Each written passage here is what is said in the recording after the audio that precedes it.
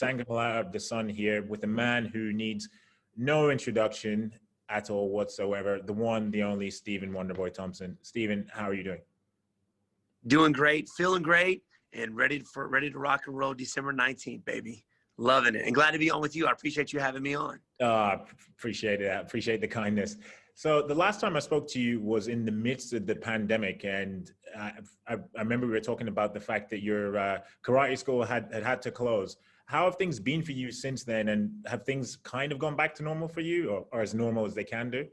Yeah, as normal as they can. I mean, you know, obviously we're still taking the precautions. We're sanitizing the mats, the chairs, the bleachers, everything we get a hold of. We got, you know, hand sanitizer stations all over the place. You know, we're in a 20,000 square foot facility here in Simpsonville at Upstate Karate. That's our gym.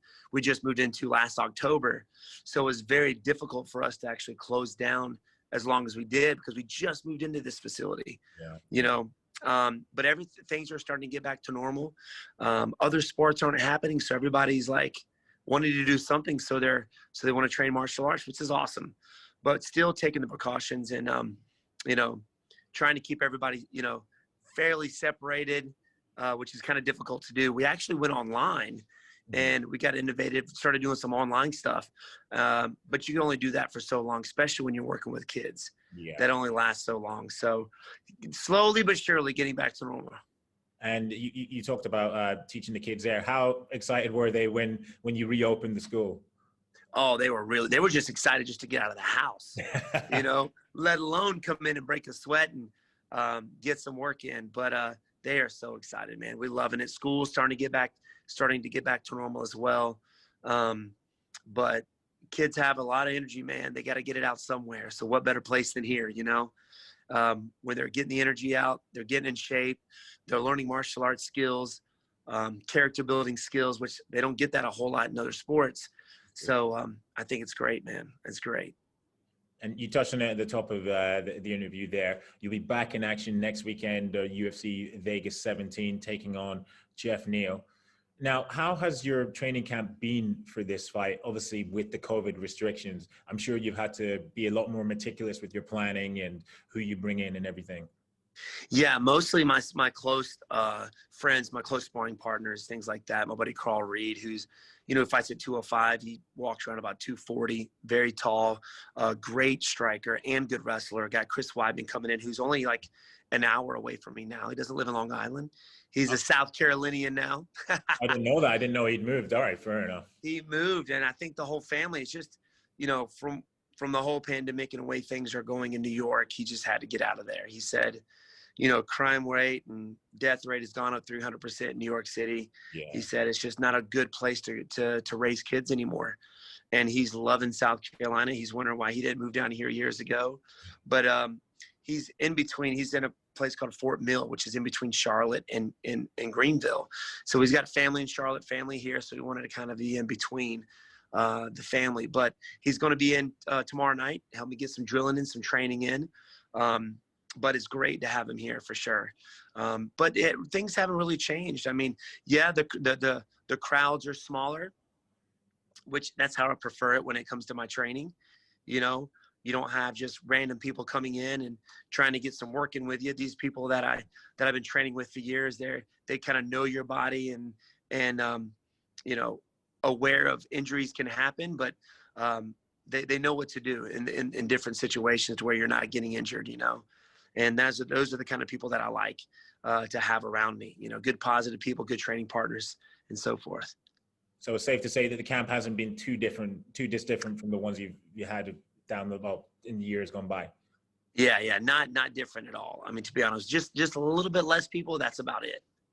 Training just as hard, just as grueling as before. You know, keeping the cardio levels up, the wrestling, obviously, because at some point in time, I feel like Geoff Neal may want to use his wrestling. So that's why I have Chris Weidman and Carl Reed coming in to help me out with this. So it's great, man. It's great. Feeling good, feeling healthy. And normally you never feel 100% before you step out into a fight, but I feel great. And you touched on that. You raised an interesting point there. You said that you feel that Geoff Neal's going to be, well, he might want to utilize his wrestling in this fight. Is that stylistically, how do you foresee the fight playing out? Do you think that he's going to go try to utilize his wrestling straight away? Because in his last 2 fights, he's been devastating with his striking. Yeah, and you normally see that. Like he's definitely known as being a striker, good boxer, and he's actually been knocking some people out with head kicks. So that's another element I have to watch out for. Yeah. But at some point in time, with my style and with anybody that I fight, I feel like they, at some point, either try and control me or try and keep me in a confined space. So keeping me up against the cage is definitely right up there for Geoff Neal to try and keep me isolated, maybe use his wrestling, some clinch work, maybe to work his dirty boxing a little bit. So that's why I have Chris Weidman coming in, bigger opponent, high-level wrestler, strong opponent as well, sparring partner, Chris Weidman, and that's what he's been helping me out with, for me to be able to defend it off and keep the fight standing. But wherever the fight goes, I'm going to be ready for it. And when we spoke earlier in the summer, I know you were just recovering from your hands healing and everything, but it seemed that you did have your sights set on somebody in the top 5. Obviously, that hasn't materialized. Is it a bit frustrating to be fighting somebody outside of the top 10, or is the fact that Geoff Neal is on, I think he's on more like a 7-fight win streak or 6 or 7-fight win streak, is that a good enough consolation prize for you? Because obviously there's a lot of hype behind him as well. He's a dark horse in the division. Yeah, 100%. I didn't think that this fight with Geoff Neal, I think it was going to be a great fight, to be honest with you. Yeah, I was setting my sights for somebody in the top 5. Didn't pan out. But, my last fight was ranked against the top 11, 12th guy. And here I am fighting him again, which, I was in their shoes at one point as well before I fought Jake Ellenberger or Johnny Hendricks. I was ranked, I think, the same as them. So to give them an opportunity, why not, and not only that, but to test myself against these new up-and-coming guys who've been crushing people. Yeah. Vicente Luque was super tough. I know Geoff Neal's going to be tough. He's on a 5-fight winning streak right now and finished most of his opponents. So, yeah, it really doesn't matter at this point. Obviously, the top 5 is a little slow. So to get these fights wherever you can, it's awesome. But not only that, but just tough opponents like these guys. It will be a good test for me as well. Mm-hmm. And this fight with Geoff will be, I believe, if I'm correct, your first outing in 13 months. And if I'm correct, is that your longest layoff of your mixed martial arts career? It is. It's my longest. I ended up breaking both my hands during the Vicente Luque fight, which took forever to heal. I don't know if it's just because you don't get good circulation in your hands, but it took forever. And then the pandemic hit. Yeah. And then after all that was said and done, UFC was kind of coming back. Chris Weidman had a fight coming up. I was looking for a fight then, but I ended up getting dumped on my head and ended up tearing the cartilage in my collarbone. Oh, really? So that set me out as well. Yeah. So I'm 100% at this point and glad that I'm able to get a fight. I'm just happy to be where I am, to be honest with you. I'm just happy to be where I'm at. Get a fight, got a fight going on, main event now. So ready for 5-minute round war. And even though it was a 3 5-minute round fight, I still prepared for 5-5s. I still prepared for championship fights. It's just an extra, confidence builder going into a fight. Yeah, that's something I was going to ask you as well. Was there any hesitation? Well, obviously you've answered it there. I was going to ask if there was any hesitation in when the UFC came to you and told you that Leon versus Chimaya was off and they wanted you to do 5-5s. But obviously from your reaction, there wasn't any whatsoever. Yeah, not at all. That's something that I've been in a lot of main event cards and a lot of 5-5s against some of the best fighters in the world. So I'm used to that. And I like to keep training for those fights. It's just the mindset that you have. Mm-hmm. Even though I'm fighting 3-5s to begin with, I was still training 5-5s. Mm-hmm. And you touched on it a few questions back, but you said that the welterweight division, although the matchups have, been penciled in, but the top 5, it's a bit slow. Is that a tad frustrating for you as well as somebody who still wants to get another shot at the title? Yeah, it definitely is, and I'm left with guys that are not really left with guys, but you know, having to fight guys that are ranked, you know, 11 and 12, which I felt like I just did that against Vicente Luque. Yeah. You know, I was kind of poking at Leon Edwards there for a little bit on Twitter in the nicest way possible. I was about to say, yeah, you did it in a very cordial manner. Like, it's probably the nicest call out in mixed martial arts history. Thank you, man. But, you know, he wasn't falling for the bait. And it is kind of frustrating at this point, you know, seeing the top 5 right now, the guys are ranked above me, not a whole lot going on. Yeah. So hopefully, you know, with the good win over Geoff Neal, things kind of maybe get the ball rolling a little bit with those top guys and get some fights going on and work my way up. And I'm not giving up on the title. And, you know, I feel like I have another title run in me. You know, I got to face Geoff Neal, of course, and I'm not taking this guy lightly. Anything can happen. And I know that firsthand, you know, facing off against Anthony Pettis. I was beating him, and next thing you know, I was out. So, you know, I'm not scared of that anymore. You know, I'm not nervous of that anymore because I've never been knocked out.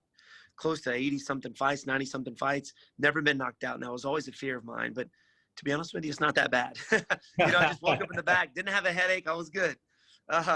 But, you know, it's not a fear anymore. Now I can just go out there and fight.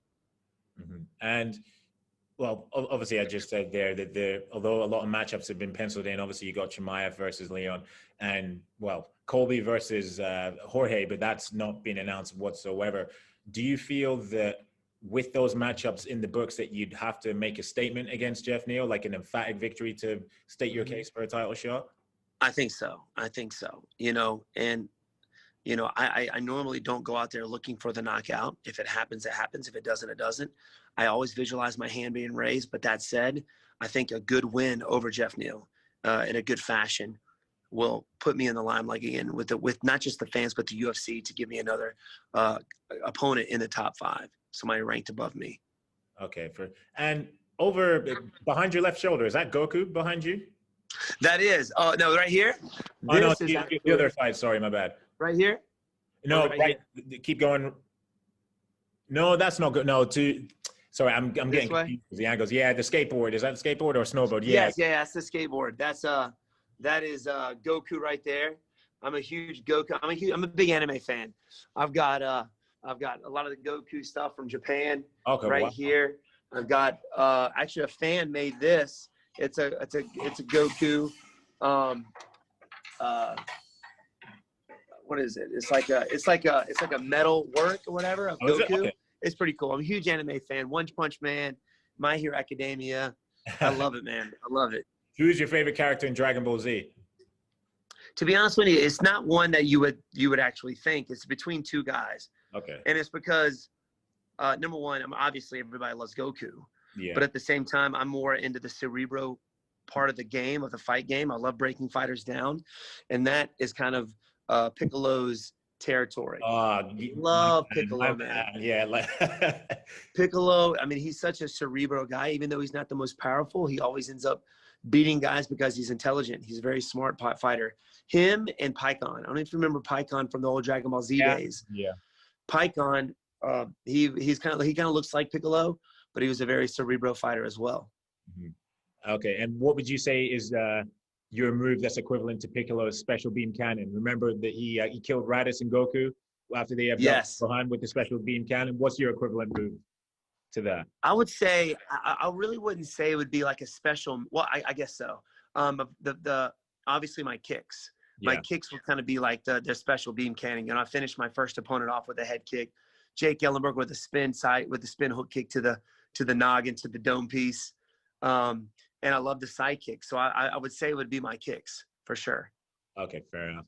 And like with Goku, he's got the instant transmission where he just disappears and reappears somewhere else. That's an unfair advantage that he can just like disappear and duck. I know, right? Yeah. But I feel like sometimes whenever I fight, the way I move, I kind of visualize I'm teleporting somewhere, you know, from one side to the next, you know, whenever I spar. Dude, I for real, like Dragon Ball Z was like my inspiration to train as hard as I could when I was fighting in kickboxing, because I used to sit up all night on, Cartoon Network, man, Oh my watching God. Dragon I Ball used to Z. live in the States as well, and it took years for Cartoon Network to arrive in the UK after I moved back home as a child. No way. So I got into the Namek saga of Dragon Ball Z, and then I moved back to the UK, and then I had to wait 2 years for the first season to come up, the Saiyan saga. Yeah. It was terrible. And what I hated about it was you would be right at the very end of like, you know, one of the like when Goku first starts going to the Namek saga, like you said, when he was on planet Namek, and then he's getting ready to turn Super Saiyan, and then they start all the way back over. Like you missed it. They start the episodes all the way back. I'm like, what? Are you kidding me? So you got to wait like another 2 months or whatever, and half the episode is just them powering up. Yeah. Oh yeah, exactly. Yeah. They're sitting there screaming the whole time. I was like, do something. Stop powering up and do something. Yeah, So, man. sticking with like the Dragon Ball Z analogies, obviously we talked about Goku when he first turned Super Saiyan against Frieza when the planet is destroying or whatever. What moment do you feel in your career was the moment that you leveled up? You stepped up to the next level? I felt like it was when I defeated Jake Ellenberger in the first round. It was my first main event. It was on a Sunday. It was on a Sunday. It was during I think was the UFC the Tough Show. Yes, that they had, and I'm pretty sure Usman was on that card as well. Usman was on the show. Now he's champion, which is great, which is cool, you know. When I spin hook kicked him in the first round, after getting knocked down in the first round, he dropped me in the first round with the right hand, got back up, ended up finishing him with a spin hook kick. Was the time I felt like, all right, like I've definitely leveled up for sure. And then defeating Johnny Hendricks in the first round. Yeah. Directly after that fight was another time I felt like I had leveled up. And it was just each and every one of those was a test for me. I was ranked back, which is why, you know, I feel okay giving these guys that are ranked 11 and 12 a shot because I was in their shoes at one point, you know, trying to work my way up. And those guys gave me that chance. So I think it's great for me to give guys like Vicente Luque and Geoff Neal a chance to work their way up, you know. Obviously I'm going to be fighting them as if they are the champions, that they're holding the title right now. That's how I look at every fight I go into. And I'm prepared for like a 5-minute round war, like the most grueling fight ever. Mentally, that's what I'm prepared for. That way, if I go out there and finish him, you know, it's cool, but I'm prepared for that. And if you're prepared the opposite way, that you're just going to go out there and beat this guy in the first round, and then it becomes that grueling fight. I've seen people break mentally out there. You know, you start to see that confidence fade. So for me, it's reverse. I'm prepared for the most grueling fight ever. And mentally, that's what I'm prepared for. And that's what gives me confidence going out there, knowing that I am prepared for that. I've done everything in the gym to get ready for that. And that's another thing that goes back to the Dragon Ball Z days, you know, those guys preparing to fight Cell, you know, during the Cell saga. Yeah. They spent their time in the time chamber, you know, preparing for that. You know, that's as a kid, as a teenager and growing up kickboxing and stuff, that's what gave me kind of inspiration to train as hard as I could, you know, and I still keep that mindset. Okay. And I just wanted to get your predictions for a few fights, or not necessarily a prediction, just a breakdown, if you will. What are your thoughts on the Leon Edwards and Khamzat Chimaev fight? Because the general consensus amongst many is that Hamza, who's only 8 or 9-0, my stats are going out of my head. A lot of people believe that he's going to run through Leon, and I for one don't see it, but I was curious to get your thoughts on it. Yeah, I'm kind of with you. You know, from what I haven't seen a whole lot of Khamzat, to be honest with you. The only fight he's had at welterweight, and he's had one fight at welterweight, and he's ranked number 15, which is unheard of. You know, I had to go through murder's row to get to where I'm at. You know, and so does, you know, I think Vicente Luque deserves a better shot than him to fight Leon Edwards, right? Yeah, these guys had one fight at welterweight, and the guy was a lightweight. He was fought at 155, and he's 0-2. The guy he beat at welterweight. I just haven't seen enough to be confident in a win for Khamzat. You know, I've seen Leon Edwards fight. I know the adversity and the people that he's faced on paper, it's going to be Leon Edwards all day. Of course, anything can happen in a fight. And yeah, maybe Khamzat goes out there and beats him. But if you're fighting in the UFC, I don't care if you're ranked at the bottom or if you're ranked at the top. You know, you're a scary dude. You're good. You know, everybody's got a puncher's chance, a wrestling chance to get their opponent down. But I just don't see it at this point. Khamzat going out there, I just haven't seen enough of him. I think Leon's gonna win. And going back to your fight with Geoff Neal, in your head, how does it play out? You know, Geoff Neal, he's got very good boxing, and something in me just feels like at some point in time he's going to try and use his wrestling or use his. He's a strong, physically strong welterweight. I think he's going to try and use his strength to hem me up against the fence, use his dirty boxing there. So that's one of the reasons why I've got Chris Weidman coming in. He's actually coming in tomorrow as well. Been helping me out in this camp. I got a buddy, Carl Reed, who's a great striker, very well-rounded fighter. He's a 205er, but he's an amazing striker and very, very fast, to try and bully me around, to use their physiques and their strength to hem me up against the fence, to use the wrestling to try and take me down. At some point in time, I feel like he's going to try and use his wrestling. So to be honest with you, wherever the fight goes, I'm going to be ready for it. But at the end of the day, I see my hand raised at the end of this fight. Mm-hmm. And a final question for me, it's incumbent upon me to ask this because obviously we're going into the new year in just a couple of weeks. What does 2021 hold for Stephen Wonderboy Thompson? Well, with a good win over Geoff Neal, 2021 obviously is going to be that next track to the belt. You know, hopefully I'll get somebody in the top 5, work my way up, 1 or 2 fights, and I'll be fighting for the title again.